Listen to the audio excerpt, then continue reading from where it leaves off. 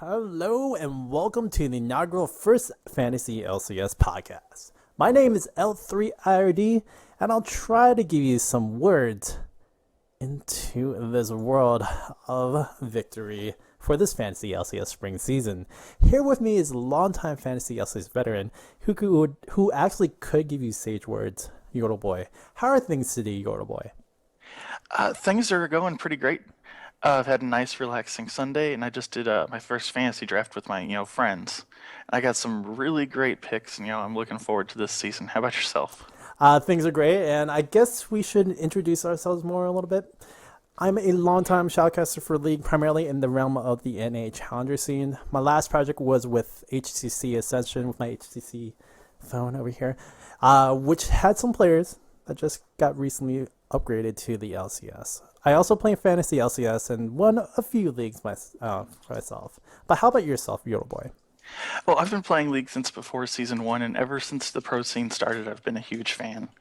And then, Fantasy Else came around, and I was hooked. And then, Spring Split started Season 5. I couldn't find anyone giving fantasy advice I was looking for, so I decided to do it myself. Spent a lot of time putting together spreadsheets, and then I decided to share, everything with everybody else. And you have. And if you don't know what we're talking about, that is the Reddit Fantasy LCS. But we are here to help out this subreddit Fantasy LCS with a weekly podcast, specifically asking what and who should be our champions for this fantasy season. And with some stats and what will ease you in, whether you're a first-time player or a long-time Fantasy LCS player. So ultimately, we want you, the listener, to feel like you've gained some Fantasy LCS insight. So we're here to talk about some League of Legends, specifically the Spring LCS season. So much movement around both regions, I think we'll have to have more than a little time for the first rotation. Definition of rotation. I studied English and just go ahead and answer this one for you. It's a cycle of events in an order or sequence. That is another definition of rotation. It's how you play out the game based on map conditions, based on objectives and team compositions. And I do agree, Monty, that is a rotation. And we're here to first talk about our first rotation discussion. We finally know what has changed and what has stayed the same, and what is still a bit too canny. But let's divide it all, rotate the preseason movement all around, and let's look at the top teams you are thinking about, Yordle Boy, to be the most intriguing. Well, if it's okay with you, I'd like to talk about North America first. Okay. The first big team I'd love to talk about is TSM. They've got a very strong roster. I think they possibly have a great chance of getting first. How about you?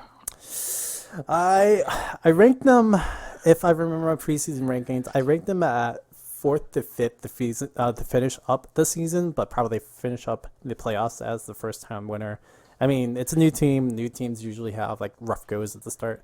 But if the TSM team actually does really well in the beginning, I'll be shocked and surprised. But I do think they're still a top tier team. Well, they've definitely got some of the strongest players. Bergson has always been one of the best mids in NA, and Doublelift has always been one of the AD carries. I am worried, though, because I know Yellowstar just moved in with them just this last week. I'm not sure that's enough time to get much sparring in. Again, the synergy, yeah, I don't know. But then again, he had a quadra kill his first time in solo queue with Doublelift. It could work out. You never know.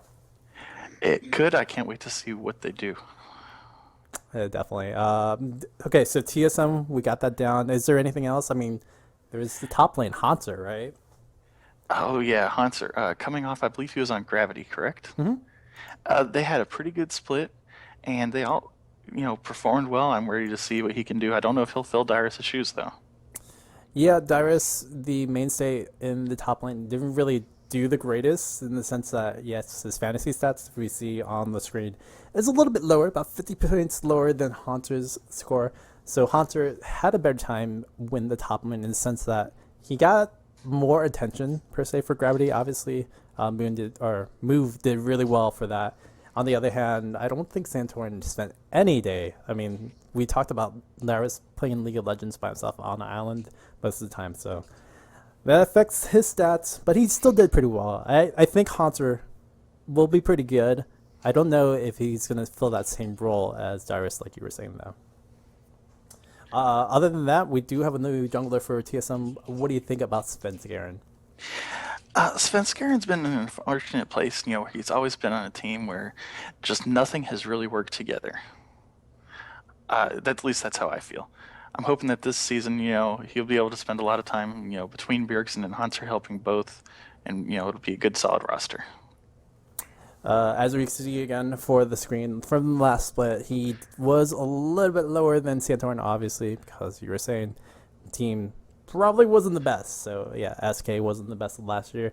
But with the CSMU like jolted all-star lineup, I guess Svenskerin's style of being aggressive will help out, especially with like laners like Bjergsen and laners like Hunter.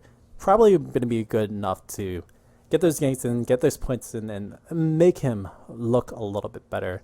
But in the end, TSM, you're saying they're top one. Do you think they click on the first week, or do you think they're going to take a little while to get going? I don't think it'll click the first week. Mm-hmm. First week, they'll probably end up going 1-1. They are against CLG and Team Liquid. I think CLG could take it. But, starting week 2, I'm expecting him to do lots of good things and bring out lots of points. All right. I think we talked a lot about TSM. What do you think are other teams in the NA that are very interesting? Well, you mentioned TSM being aggressive with Svenskeren, and I really want to talk about an aggressive team that's NRG. Ooh. They've got a strong, aggressive roster. They've got Impact, who was the top scoring points last year in top lane. Mm-hmm. And that's very alone impressive. But they've also got Altec, Conquan, GBM, and Moon. Now, GBM and Moon are imports. Conquan's from the Challenger series. But I'm really excited for this roster. Yeah, we can see some stats real quickly. GBM had 124 kills for his mid lane prowess in the generic ring lanes. He was splitting time as well, because they split time over in the OGN. On the other hand, Altec was one of the strongest carries, top 7, I believe, in the whole split last season. He was on a pretty weak team, I would say. I mean, Gravity was top 1 for quite a bit, but that was kind of on the play and prowess of Move getting Rek'Sai, doing pretty well with that. And on top of that, Hunter being pretty good. So I call that a little bit lucky. Maybe Altec takes a little step back. Do you believe Altec is still that upper echelon of an ADC or of a AD carry? I think he's still top 5. Now, that's not saying much considering there's 10 people, but he does have to compete. There's a lot of strong AD carries again this season. Yeah, we do have the some other things we'll talk about, but definitely there is some very, very good ones. And even from last split, you can see he wasn't the best of the best, and there is still some other AD carries like Piglet, Apollo, Double F, who topped way above where Altec was last season. So yeah, I mean, maybe this team can do well. What do you think about? Oh, I guess did you see any of the NA Challenger scene with Moon? Unfortunately, no, I did not. Okay, so Moon, I can equate to one word: Dardoch. I'm joking. He's a pretty good aggressive jungler as well. He plays some middle. He plays some really good, meta picks, but he's more known on good aggressive early strats. So watch him be kind of like Rush in the sense that he will try to get into the face, but the biggest thing about him, he has to hit on early, because I've seen him and time again in the challenger scene just kind of tilt out late. So hopefully Moon's, well, especially with all the talent he has in the top lane and mid lane especially, he should be able to kind of stem his bleeding in the late game and play a very good early game. So I think Moon's going to be good. I think Conquan, we've seen him in the Challenger Series too. He's done pretty good with some supportive stats. He's a very good tank engage support, if I do remember correctly. He played a lot of Nautilus deck in the Challenger split. So really cool to see both the Challengers get into the LCS, albeit, maybe through buyout. But then again, NRG is one of those teams we want to really look at for this split. Anything else on NRG? Jodel Boy? No, I've got nothing else on NRG. Do you have any other teams you'd like to talk about? I think there's one team I kind of want to push on. something that has a holo sound. Maybe Immortals. Is that a good team? Oh, Immortals! You couldn't get this going without talking about this Immortals team. Why don't you start? I just feel like they're a strong team. They had the top lane jungle injury yet again from Fnatic. So Huni and Rainover, one of the top two mainstays, and Huni himself was the top point scorer or second top point score getter. Whoops, over EU LCS from last split. So Huni doing really well. Rainover, it wasn't the greatest, but he still has that synergy with that top line jungle synergy. So that's really important. And on top of that, you still have Wild Turtle and Adrian. Adrian, albeit he missed 6 or 7 games because Gate came in and kind of subbed in as a support, he was like the mainstay of TIP. He's kind of stemmed aggression. He's like the peekaboo of KT Rolster. He stemmed the aggression of the jungler and tried to do some good things for Rush last season. And Adrian this season, he's going to have to do some things for Wild Turtle. Wild Turtle, he's gotten a little bit more passive like Chaos. So it's really hard to see where Immortals will go in the bot lane, but I feel like Adrian can really carry it out. Do you have anything else really on Immortals, though, Yodel Boy? Well, we all know Wild Turtle is very aggressive. He's willing to flash in to get those kills. And I'm hoping Adrian will be able to control him a little bit. I lost the stat sheets. I can't find it right now. But I believe Adrian was the top warder for the summer split. He placed more wards than anybody else. Right. So hopefully that can keep Wild Turtle from flashing into places he's not supposed to be. He's not double lifting. He's just doing the Wild Turtle thing, going into places and killing double things. It's pretty cool. I do think Wild Turtle, he has something to prove this season, though, no? Oh, definitely he has something to prove. Unfortunately, he did lose his position in TSM. So he's got to go out there and get those kills and show TSM what they've lost by letting him go. I mean, they did get upgraded in double lift, so I think that's pretty good. But yeah, Wild Turtle, in the end, I feel like he will have to something improve. And we're not even talking about the middle lane. Pole Belter, the young Pole Belter. What do you think about him in this season for Immortals? Oh, good old notorious POB, as my friend likes to call him. Oh, God. Poe Belter was a very strong mid laner last split on CLG. CLG. Thank you for that. And I'm excited to see him again. CLG got first in the summer split, correct? Yes. On the back of very strong teamwork and synergy. Poe Belter played very good meta picks. I don't believe he ever lost lane by too much, and I think he'll be a very good fit on Immortals. I think as well. CLG again. We know CLG for time and ages as we feed ADC, we feed double F. I was looking at like old clips of Mod and Krista. We solo split ADC top lane and just win the game that way. This is how they worked last year. And even then, Poe Belter did pretty decently. He didn't do the greatest, but he did pretty decently.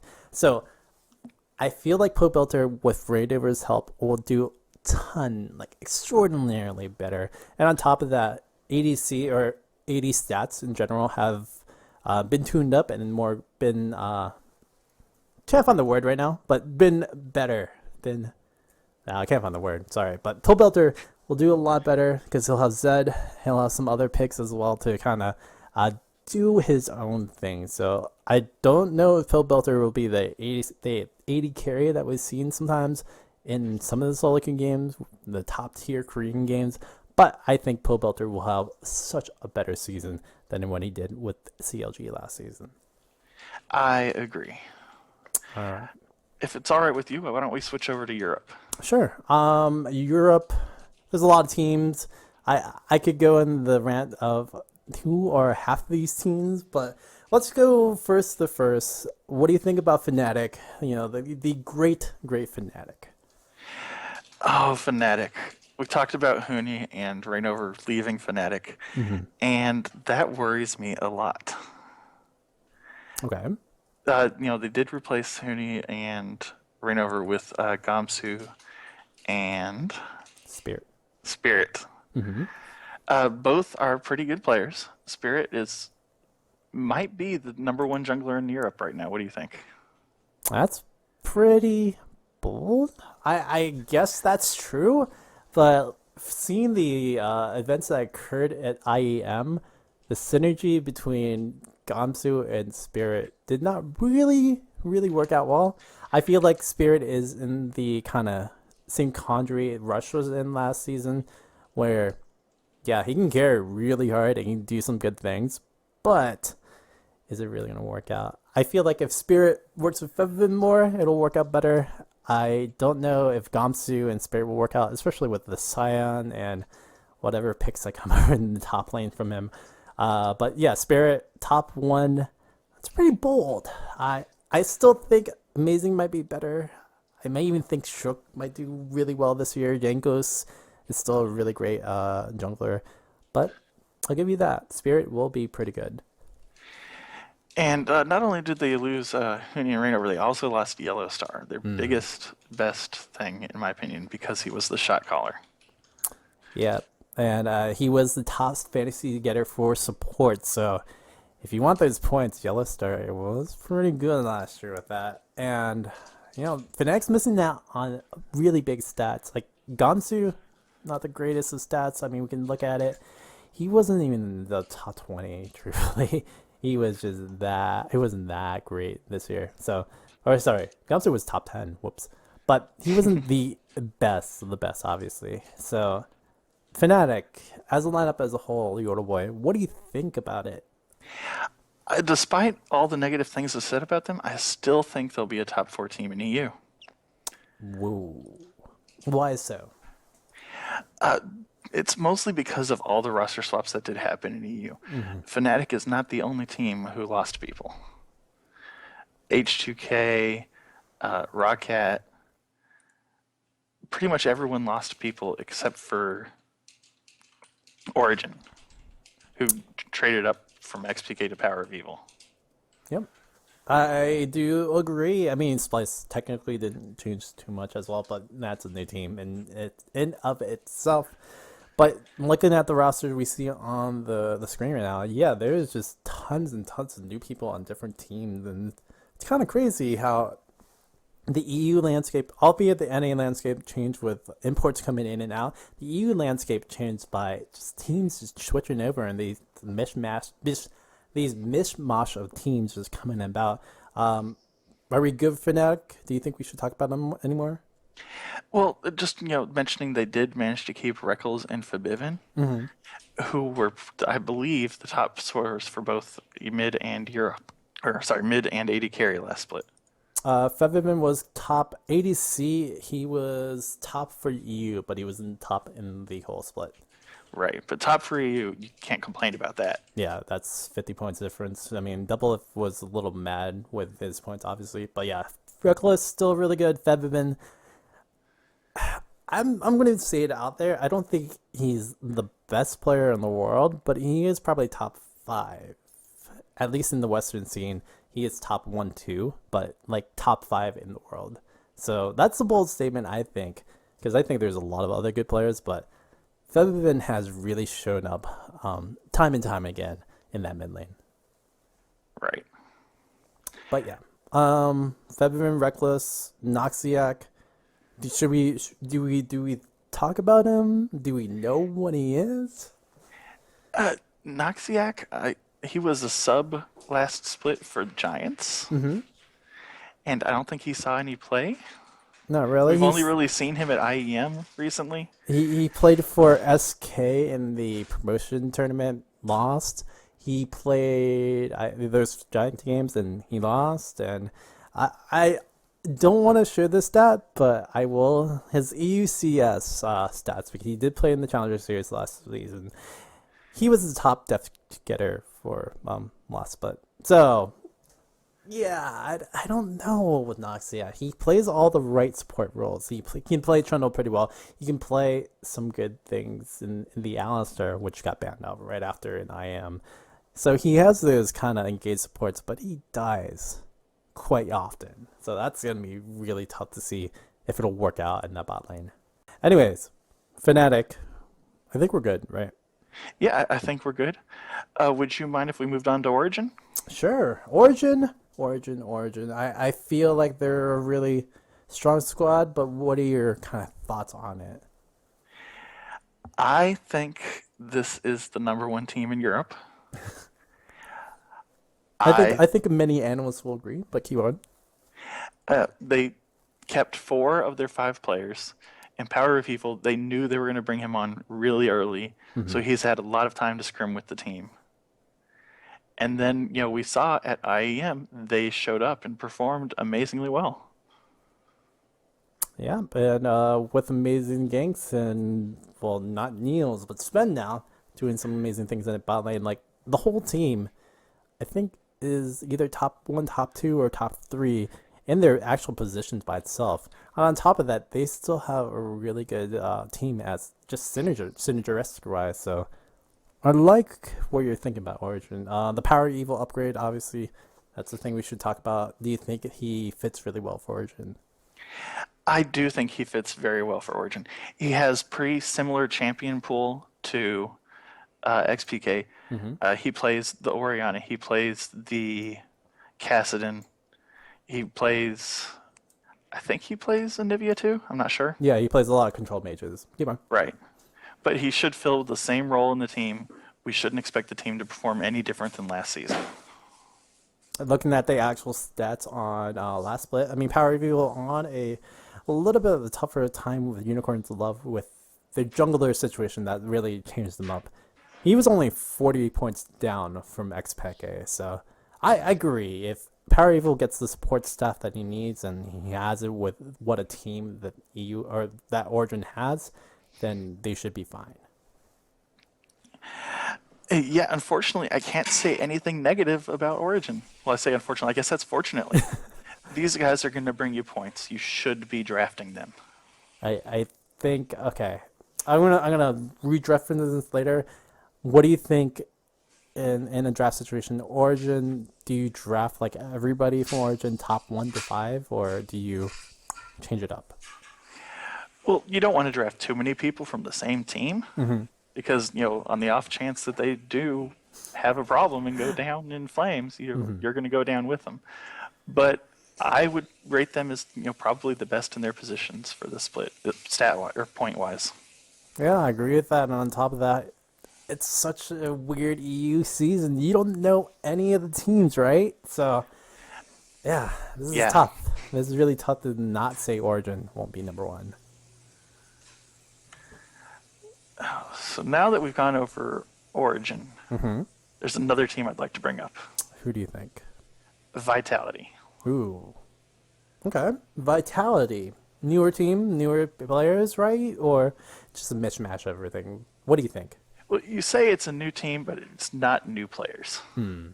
They've got Cabo Shard. You can't say anything bad about him. Shook, unfortunately, he was on Elements last season, and they had some shakeups. But then they've got Nuke Duck, formerly from Rockcat, and Yarnan and Kaseng, formerly from H2K. This is a strong lineup of players, and I think they could do very well this season. There's expectations from many people on the world of Reddit, League of Legends, saying that Vitality probably is top 3. Do you agree? I'd say top 4. Ooh, okay. I don't want to go top 3 because, we've mentioned Fnatic, Origin, and the 4th team I'm thinking of is H2K. But yeah, I think they'll be top 4 of one of those spots. Okay. So Team Vitality doing a pretty good job. Shook, we could talk about him as, I think he was he wasn't the first Blood Master, it was Jankos, but he was involved in a lot of First Bloods, unfortunately dying quite a bit of it. What do you think of Shook from last year where he didn't really show up, and then where he was in his prime with Elements before the World Season collapse of Kaboom? When he was in his prime, he was, amazing. Well, not amazing, it's a player, but he did very, very well. Right. Between him and Froggen and, was it Wicked who was their top laner at the time? Yes, the 3 of them did amazing things, and it was a good team. It was fun to watch. I'm sad that what happened to them did. Yeah, it is sad to see. I mean, he did split some time in cooking maybe Wolves at the end, and he was just kind of the bottom feeder of everything. But I feel like Shook, he has Lee Sin, he has some other kind of things in his champion pool where it'll be okay. He'll kind of roam him around, do his thing. I think the biggest things to talk about in Vitality are the mid lane, top lane, and ADC, right? Those are like the biggest things about Vitality. Yes, and that's one thing I worry about. Cabochard, Hjarnan, and Nuktuk are all carries. They're Okay. all going to want the resources. So who do you give it to? That's going to be a hard decision for the team to make, and hopefully they can get that down and they're not fighting over everything. I feel like Kasing is the biggest linchpin of it all. He was pretty much the main thing about HGK really rolling on and going on for many of their good victories. I guess Hajar and obviously as well was the carry who got the benefit of that. But I feel like Kasing really controlled the map, and with the 1 or 2 carry system, it could still work out. I mean, HGK itself had Ryu, Otamamne, and Hajarden, and technically all 3 of them really carried last, but at different times of the season. So I feel like Kasing, one of the top EU supports, maybe the top EU support this season, will really help this team figure it out. Oh yeah, I'm remembering all those interviews from last season, and H2K was like Kasing. He's the reason we're doing so well. And now that he's on Vitality, hopefully he can do the same for them. Yeah, I do agree that is worrisome, especially with Cabochard. When he was in Gambit, I mean, things worked out well, but when things didn't work out well for him, I don't think anything really showed up for Gambit, Gambit last season.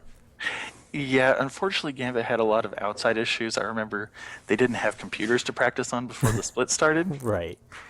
So I think it's kind of unfair to base Cabochard off last split. Fair enough. And I will give him that. I mean, he's still touted as probably the top EU top laner, like one of the top EU top laners in the world. So we'll see if it works out for them. Vitality as a whole, do we can it? Do you think that we should talk any more about it? Yeah, you did mention. I just want to say it again. Hjarnan and Kasing came together. They've already got that bottom lane synergy. I think six of the other 10 teams or other 9 teams from the EU LCS all have a new bottom lane combination. It's only Splice, Origin, G2, and Vitality that keep the same people, I think. G2 have Emperor. Oh, you're right. Hybrid. They have Emperor now. I forgot. Yeah, so... Oh, no. Rouse and Spreadle played last season, right? Rouse and Promiscu. No, they weren't together either, I don't think, were they? Maybe like the last week. I remember Rouse getting tossed around so much times, but whatever. Yes. We'll talk about that another time, another day. But yeah, pretty much there's a new ADC support bomb pairing in pretty much every lane. Or in every team. So I agree, Vitality has probably one of the strongest, if not one of the strongest ADC support duo, although Sven and Mythic probably would say something to that. So yeah, Vitality, good team, but still have a lot of question marks, and that's kind of where we're at with EU, right? Yeah, that's what we're at with both EU and NA. All these teams are completely new rosters, and we just don't know what's going to happen. It's going to be interesting to watch. It is going to be interesting. So, okay, I think we've had way too many OG and TSM rotations for the roster overhaul, but let's rapid fire it down really quick. Let's put 5 minutes on the clock. I actually put 5 minutes on the clock, and let's get some ideas on the rest of the league on both sides. So, talking about let's just talk about HGK since we're in an EU side. What do you think about HGK? HGK, I'm happy this roster's together. They had a pretty good performance at IEM. Yankos is a great jungler. I think this could be a top 4 team in EU. I mean, they had top stats. Onomamne top 6 in EU, or top 6 in fantasy last year. They had Ryu. Ryu is under the table, like silent, but he is such a great fantasy pick. So maybe you can stash that Ryu pick in the end. And forgiven, albeit he was tossed around all around. He when he had a full season in, I forget what it was SK. When he had a full season in SK, he was one of the top 80 carries. So He was. Yeah, this is a pretty good lineup, and I think they're going to do really good things. Definitely worth picking them for your fantasy team. Okay. EU. Anyone else in the EU want to talk about before we go? Splice. Okay. Splice. 4 out of these 5 members are coming together from Dignitas EU. Trashy is the new jungler. Everyone else has been playing together for a long time. I'm excited what they can bring from the Challenger Series to the LCS. I mean, Trashy was on enemy last season. Did a pretty good job when he had time to actually run around and get the round, but unfortunately, people found out enemy. There was some weird situation with them as well about like not practicing and stuff. So it's unfortunate for that. Maybe for Splice, it'll be a different kind of story. Anything else for you, EU-wise? No, unfortunately, all the other teams just do not look like they're going to get above middle tier. I can agree with that. I am kind of hyped to see Emperor back in the LCS. Hopefully he actually plays week 1. G2 Esports has a pretty interesting lineup, and maybe Trick and Emperor can be doing some things up there, but beside the fact of that, I think EU is kind of closed out for us. Let's look at the NA side. What are some teams you want to talk about for NA? I want to talk about Rush on Cloud9, if that's all right with you. Go for it. Rush had an amazing split last season. He was probably the best points-wise. If you want to put up the stats for that, I think he was the number 1 at points per game. I would say that he is average points per game number 1. He is points total number 1. Yeah. So I'm excited to what he can see on Cloud9. My only worry is that the Cloud9 will take over Rush. And he'll just be a standard jungler. He won't be the hyper carry jungler that he has been before. I mean, we've seen it through Meteos' eyes. He was, when he started, very aggressive, very farm heavy, but very aggressive, got so many good things, and he was considered as almost an MVP in the season. And then time went on, high reeled him in. I mean, we see where Meteos is now. So Rush, hopefully it doesn't happen the same way. But yeah, that's unfortunate. Hopefully Rush can do his carry thing. Anyone else in Cloud9 that you look at can be that next top tier echelon fantasy player? I want to talk about Jensen, formerly known as Incarnation. Ooh, okay. Sorry, lost my words for a second there. No problem. At Worlds, he had an amazing performance. He was holding his own against his other, world-class top laners. And they've had this whole off-season to prepare. I'm excited. I think he could be one of the top 4 point earners in North America. I can agree with that. It just depends on the team synergy. Hi, Buddy Fufu, whoever's in support lane, he has to really control where everything's going. I mean, Lemonon as a coach can really do that as well in the kicks and bans. But Jensen, I can see him being top carry. Sneaky can be in that top form. Can Balls be in that top form? Diamond too? I don't know. That's such a nice meme. Oh, why'd you have to bring that up? That hurts. But yeah, no, Balls, he's good though, still. Okay. I would like to also mention Renegades. Oh, okay. Go for it. I don't know how much pension you've paid to them, but they've been boot camping in Korea this off season. So we have no idea what they're really up to. They could come in, for all we know, and take number 1. I'm not sure it'll happen, but it could. 25 seconds on the clock. I do agree. They have some interesting tactics. That's why I kind of rate them as a 16 to kind of get into the playoffs. I don't know if they'll do anything. But Freeze wants to come in for Mr. Freeze. He's really solid. So that's something that I wanted to really say. And then CLG, I wanted to talk about this. The Faith Age, I still think they're really good. Huhi is a really, really strong mid laner. And Stixay in the bottom lane. He came from Challenger. He did some good things. Definitely. All right, so that's 5 minutes of rapid fire brought into there in the end. I think overall we talked mostly on points for this split, but albeit shortened. But we can always have our written articles talk about the actual teams later on. I mean, there's been tons of resources online talking about each and every team, so we'll talk about that all later. But the second point we wanted to talk about, how do we actually get into a league and pave our road to victory? I think a good site for this. I'm not plugging anything. Definitely not plugging Fantasy LCS, but fantasy.lolesports.com. I messed up plug. Oh my gosh. Oh no. So bad. And Yoda Boy, what are some of your important tips for constructing a Fantasy LCS roster this season? Well, I'm glad you asked because, before you draft, you should sit down and, learn some things. Okay. The first thing I'd like to talk about is position scarcity. Okay. And you think, oh, what? There's 20 teams. How can anything be scarce? And that's really, unfortunately, not true. Because half of those teams are going to be in the bottom 10. So you're not going to want players from those teams. So then there's only 10. If you're in an 8-man draft, everybody's going to be wanting some of those top 10.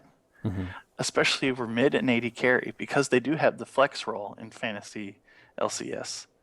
Everybody's going to be trying to get 2 mids, 2 AD carries. So those are going to be the scarcest roles. Okay. So really, I think mid and AD carry should probably be your first 2 or 3 picks when you draft. Because they give you the most points and they have the most potential for points, correct? That is absolutely correct. Okay.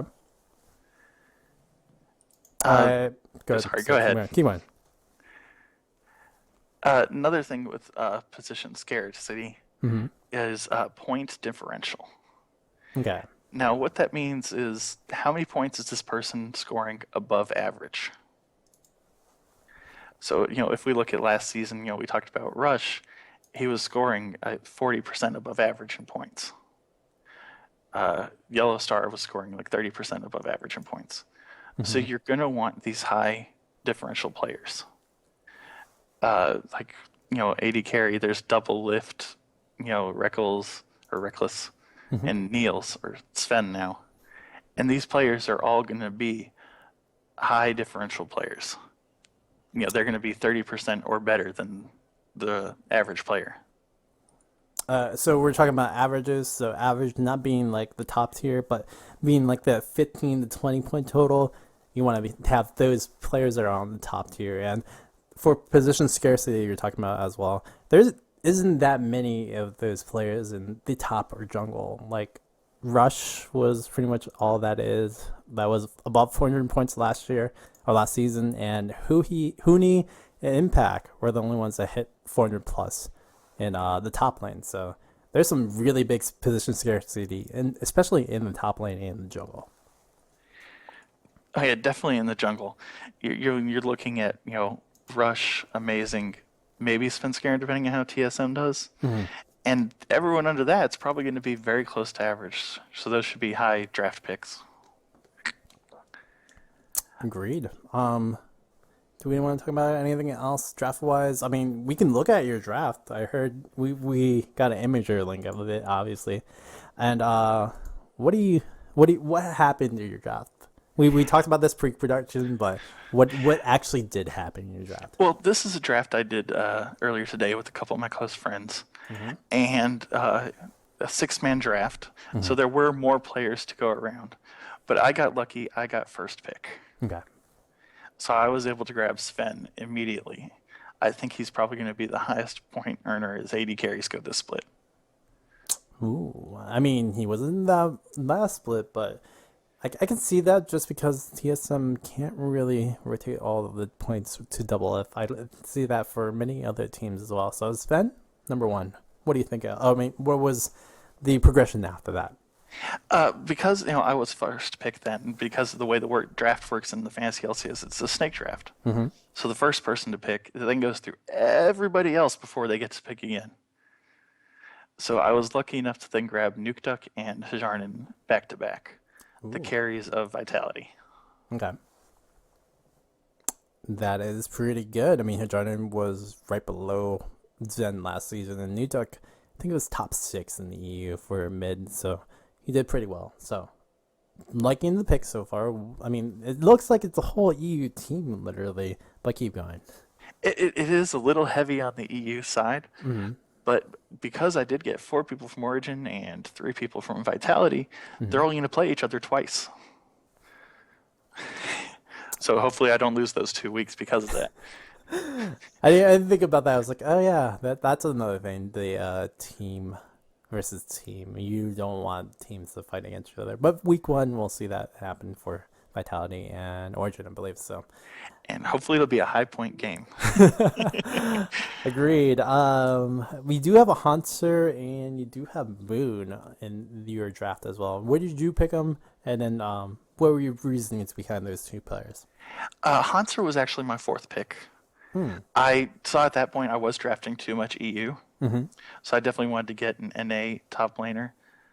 I thought Hanser, would be the best, and he was still laying around. Nobody had picked him yet. Apparently, I have better ideas about TSM than they do. Is Impact around too at the same time or no? Probably not.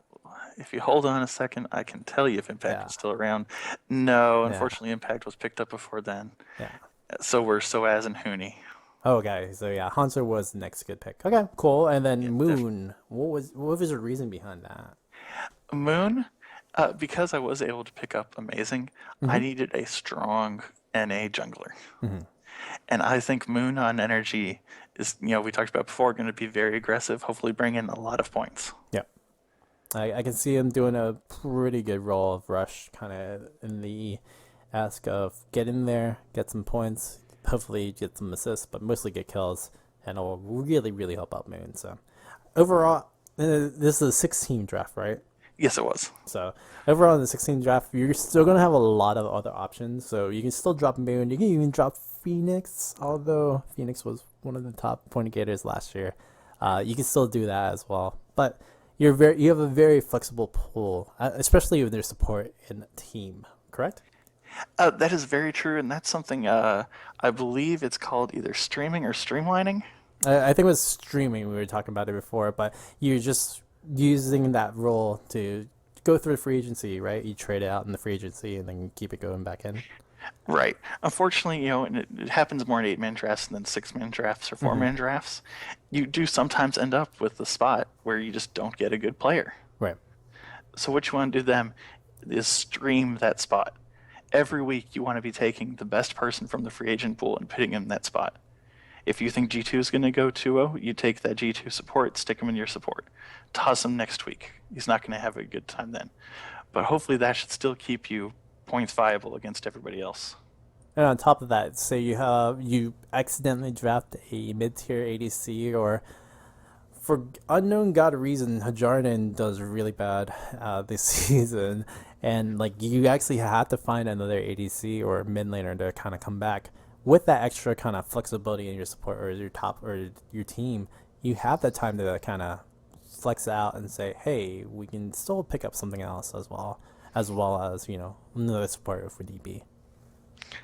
And with that, there's another thing you should look for. The game's coming up this week. No one's really sure who's going to win.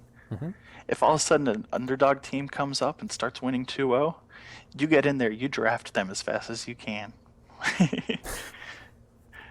Now, I wouldn't toss, A or S tier, TSM, Origin, Fnatic Vitalities for them.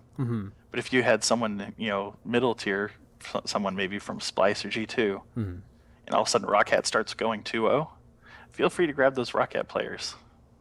I think I did that a few times when I had Gravity players last season, and I regretted it, but it worked out sometimes. So I agree with that kind of streamlined situation where if you did draft something in the mid-tier, you want to change it up. So yeah. Other than that, I think for Fantasy LCS drafting, that's pretty much what we could give as like a beginning tool, correct? Yep. There's a lot more detail to go into, but unfortunately, we could talk about that forever, and we don't have all day. No, definitely not. And we do want to keep this short. We want to aim for a little bit lower over time. I mean, this one's going to go a little bit longer, maybe 60 minutes or more. But we don't want to just hold up all your time and talk your living ear out. So, Fantasy LCS wise, if you have any questions, you can always contact us personally as well. Okay. Now we know what we need to know. Let's specifically aim at players thinking of who to start or who to bench in something I would like to coin as the bench or the start. Okay, that did not sound like a Epic nice meme. epic nice meme, but This is our way of tiering our players in a way to get some semblance of who to really put ahead and who may be trashman for this week. So we pushed upon big carries as being the most important position. So let's start with the biggest position, probably for the season going forward, AD carry. If you were in pickle and drafted a middle tier ADC, who would you start? So we have like a list of good carries that might have been drafted. What do you think about Wild Turtle and let's say Forgiven? Oh, Wild Turtle and Forgiven. That is very close. I just want to clarify here. Are we talking about the split or week one? How about the split right now? Because we're still kind of in that mold, and we'll talk about week one later with everything else. Okay. So as far as the split is concerned, we're talking about Wild Turtle and Forgiven. You said correct? Mm-hmm. Okay. This is going to be a close race between the two. Mm-hmm. It really depends on who shows up on their teams. Is EU going to perform better in points? Is NA going to perform better in points? I would have to go with Forgiven just because I think H2K has a very good chance of being a top 4 team. Wow. Immortals, even though they are in the top 3, top 4 echelon of status, there's just so many more better teams in the NA LCS, so at least talent-wise, correct? Correct. So I kind of agree with you on that. Okay. So let's go down a little bit lower. We'll keep Wild Turtle, and we'll flip it out for Piglet, last year's top 3 NA ADC. What do you think, Piglet or Wild Turtle in a fight? This is an easy one for me. Mm-hmm. It's got to be Wild Turtle. Oh, go for it. I'm sorry. Go ahead. No, go ahead. Why do you think so? Team Liquid, unfortunately, is going from X Special to Smoothie in the jungler role. Mm-hmm. Or sorry, support role. Mm-hmm. And we saw how long it took for Piglet and X Special to work together. I'm worried how long it'll take Piglet and Smoothie to work together. Agreed. And then you also have the new top laner, Lolo, who is a pretty decent. Actually, he didn't really show up too well in his casted games at NACS. So that's another question mark. So that's pretty big. On top of that, there's a 10-man roster or something with Liquid. So I can agree with you on Piglet. Okay, so we had Piglet. Okay, maybe this is a little bit of a stretch, but Stixay or Piglet for the season? Oh, that's a tough one. I'm going to have to go with Stixay. Okay, how so? Or why so? Again, we talked about the 10-man roster in Team Liquid. We talked about the new support. Mm-hmm. But Stixay at least still has Aframu. Okay. Aframu was one of the top 3 supports last split. For NALCS, I believe. For the NALCS, yes. Mm-hmm. And hopefully he can do the same thing with Stixay they did with Double Lift. I'm pretty sure CLG will play around a little bit more of everybody, as we saw in the IAM. I think it was Katowice. I don't remember which one it was, but when they were in IAM, they did pretty well overall. And Stixay wasn't the biggest scary, but he was pretty decent. Maybe we're putting a little bit on him, but Stixay did well, and I believe that's true. Stixay might have a better year than Piglet. So all you Piglet drafters, I would worry if everyone else is saying Piglet isn't really that great. On the other hand, week 1 starters. So I was going to talk about this for ADCs. Say you have a really weak flex plot, like maybe Froggen or somebody under that, per se. Forgot, but you might have Shifter as your flex pick. Of these, like, maybe lower tier ADCs, who would you want to start for week 1? Let's go with like Keith or Shifter in the first week. What do you think? Keith or Shifter? Yeah, for like a flex spot as a starter. For a flex spot. Yeah. Unfortunately, due to their schedules, both are not probably going to have the best week.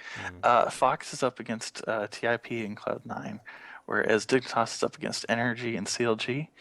For that reason alone, I'd go with Keith. I think Fox has a better chance of beating TIP and possibly Cloud9 than Dig has of winning either of their games. Okay. Okay. So Keith is better. Keith or Freeze? Oh, Freeze Renegades, again, the unknown thing. Going against Team Liquid. Hopefully they don't have to go against all 10 players at once. It's just 5. And then NRG. I'm going to have to stick with Keith on this one, again, because they do have the easier mashup this week against Team Impulse. Okay. Okay. One more. We won't go in the other. I put down there. Keith or Kobe of Splice. Ooh, I was hoping you'd let me pick somebody from Splice. I mentioned before this roster looks good, and they're up against Unicorns in Love and Elements. This should hopefully be a good week for Splice to show off what they've got and go 2-0. I think Kobe or even Senkux, I believe is how we pronounce it. Yep. Yeah, either of them would be a great flex pick this week to pick up. All right, there you go. Okay, so let's just start the little first episode. Do we want to go over tops and mids? I mean, we can, but pretty much we're still doing it out the stage thing on. Yes, we should stop. We should still start top echelon tier ADCs from last season. Maybe not Piglet. On the top of that, Freeze might be good, but Kobe, if you have him in a spot for week 1 and you really need an ADC, that's something to really look at, or Senkux as well. Definitely.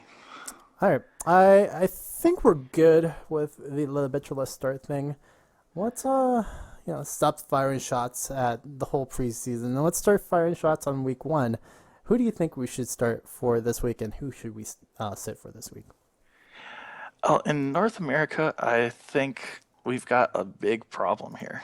Okay. All these teams are going up against, or all the best teams are going up against all the other best teams. TSM is going up CLG.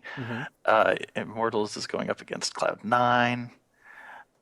And, back and forth, so forth. So all these best teams are going up against each other. It's hard to say who's going to win. Most of them, they're probably going to end up going, 1-1. Ooh. But there is, one team from NA that I think has a very good chance of going 2-0 this week, and that's NRG up against Dignitas and Renegades. I can see that. Yeah, come on. So I was going to say, if anybody didn't get picked up from NRG in your leagues, it might be a good week to do so. Yeah, that'd be pretty hard. GBM, Altec, and Impact. Yeah, that's pretty hard. But I would say start your energies. That's good. I might even say Immortals might go 2-0 this week. Yeah, it'll be hard to say do against Cloud9, but yeah, I do think they have a better chance of going 2-0. I'd agree with you on that. Yeah, because Cloud9, what we saw in IM, didn't really show up the best as well. So we'll see if that is an Epic Nice meme, but that is going to be a good thing for Immortals if they can go 2-0. Anything else on the ending-wise? Mostly everyone else is looking to be at 1-1. Most everyone else would probably be 1-1. Unfortunately, Team Impulse and Dignitas. I don't think anybody's drafted anyone from them, but if you did, this is not the week to play them. There's some fans. So there's still some hope that somebody picked up Mash Me in the world of anything. EU-wise, what do we think? EU-wise, I mentioned earlier Splice. I think they have a very good chance of going 2-0. And also G2. They are going up against Rockhat, but Elements should be an easy game for them. Rockhat maybe 60-40 in their favor. I can definitely give you 60-40, maybe 55-45 per se. I think Rockhat's still a pretty well-rounded roster. I just don't know what we have in Saphir, the new ADC for Rockhat. Other than that, though, is G2 actually starting everybody? That's also another question because, the whole Emperor thing that happened last season. But I think all that's pretty much fixed up. So do you think this G2 roster is going to be good enough, at least in the first few weeks? It'll be interesting to see if they show up. But I think, week 1's the week to watch them. If they do well, then they're definitely, worth, picking up week by week, depending on who they're facing. Week 2, they face against Giants and HK. And week 3... they're going to be playing against Unicorns of Love again and Fnatic. And, the early season, every week is very important, but the early season pickups can make or break your kind of season. So I feel That's like true. G2 is an interesting kind of sleeper pick for at least for the first 3 weeks. Definitely. Now, there is one thing I want to mention for week 1 is H2K. Forgiven, does he still have those 2 games where he's, taken off? I don't even know. I forgot that was a thing. I've looked everywhere. He had 2 games taken off at the end of summer split, but I can't find out if he's going to be playing those first 2 games or not. Summer split for what? What happened? I don't remember off the top of my head. I'll you don't look into remember it. this? Yeah, Hang I'll on. look into it more so. I just remember him playing the NA. Does he play NACS? He played in some Challengers Series stuff, and he tried to do some things, but he didn't do that well. Man, that'd be kind of crazy. That is the case. Other than that, if he isn't starting, he played. HQK plays against Giants in Origin, Orihen. I'm pretty sure OG was gonna win out either way per se, Yeah, but definitely. without Forgiven per se, in this hypothetical world of Week 1 where everything is online, does Giants win over HQK even without Forgiven? It's tough to say. Mm-hmm. Giants still has Pepe. He's Mm-hmm. a very good mid laner. Maybe not the best in points, but he has his weeks where he shows up and he performs very well. So, yeah, I can't say it's going to be rough if they don't have Forgiven. I saw the combined bot lane of Audrey and Godfred, albeit not a lot of good things were said about his fantasy play, Audrey, and that bottom lane for Giants, but he did show up sometimes as well. Ku, Autumn, we can talk about them later, but yeah, we had no idea what they're going to do this season. Ku was once touted as a great EU challenger jungler, showed up at NA, did nothing, and he's back in the EU. Hopefully he'll do something. Adam, there's nothing on him, I believe, although I'm pretty sure he's played somewhere.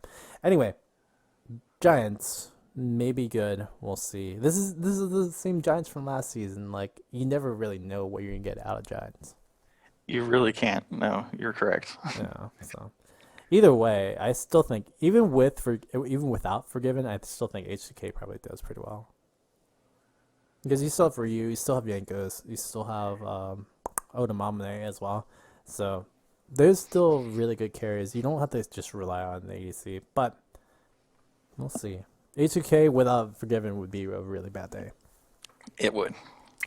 Okay. So HK, we talked about that. We talked about G2 and Splice. Anything else in the week 1? Like, we talked about 2-0s. Who's going to go 0-2 in this week for EU?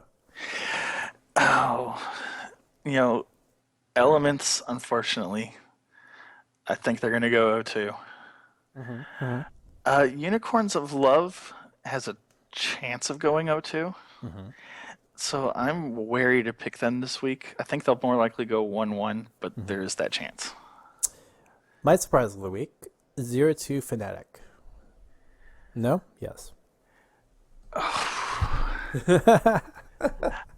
That is a rough call. Fnatic, unfortunately, does go against Orhin and Vitality. Mm-hmm. Or Origin, as I like to pronounce it. Mm-hmm. Yeah.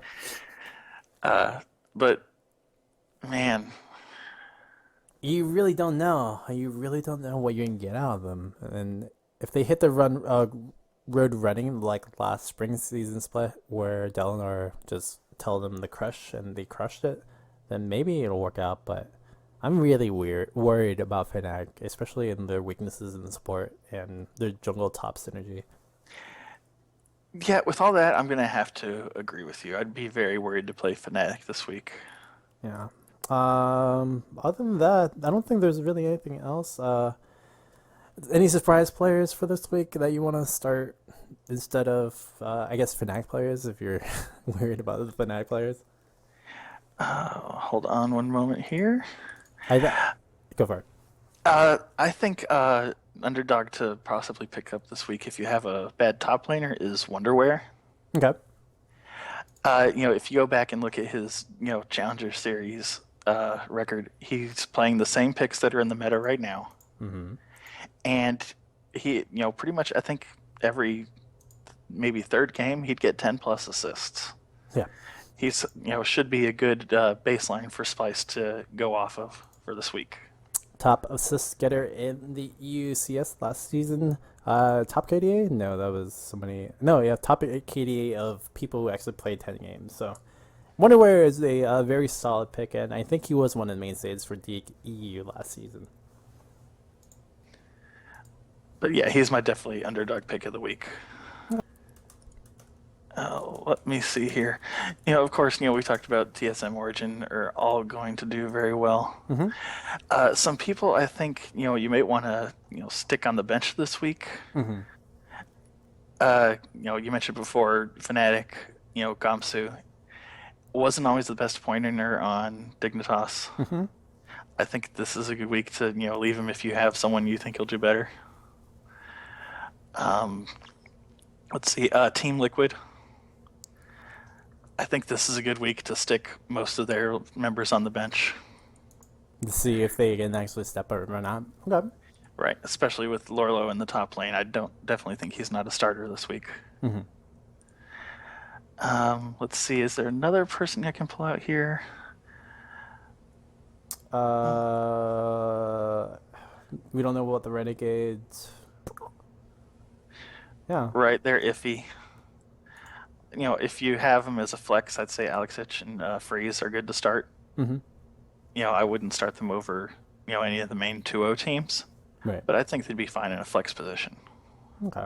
Yeah, I think we're pretty decent on just picks in general. Maybe Spirit, if you can find him. I mean, he probably got picked up, obviously. He probably got picked up pretty early. Yeah, but if you can find him because they do get 0-2 next week in the free agency pile, I would say that's warranted of a bench pick. Oh yeah, definitely. So yeah, we'll see if there's anything else that comes out of week 1. I want to close this one out. So we talked about the preseason, how things changed up and what was important to us. Then moved on to drafting strategies and how to work your roster for this year. And again, we spliced up week 1 and looked at what are some of the picks to click for this week. But before we close it out, Yoda Boy, I want to thank you, and it's been a blast actually just talking with you about fantasy stats throughout this whole week, but especially today. But throughout this whole week, it's been a big blast. So I want to thank you for that. Is there anything you're gonna add on with this week? Articles, stuff on the Fantasy LCS Reddit? Well, first, I want to say thanks again for having me. Mm-hmm. Like you said, this whole week has been a blast just talking about fantasy, and I'm glad we're able to do this and give back to the community we're a part of. Exactly. Right. I did put out my drafting tier list Saturday, Ooh. so that's there for you to look at. I used it myself to get that great fantasy team that you saw earlier. And then Monday, I'm not sure when this will be coming out, but if it comes out after Monday, my week 1 predictions should be coming out. Cool. Do you have anything? I'll be putting up a week 1 ranking list soon, probably on the blog on Vulcan, blog.vulcan.com, and then looking to add some more content. Obviously, I think this could be a weekly thing. We'll see how the response is. Again, hopefully this is a good thing, but for the first run, I think this was pretty decent / pretty well. Oh yeah, I definitely agree. Please give us feedback and let us know what you liked, what you didn't like, and hopefully we can keep doing this. Bert and I enjoy it.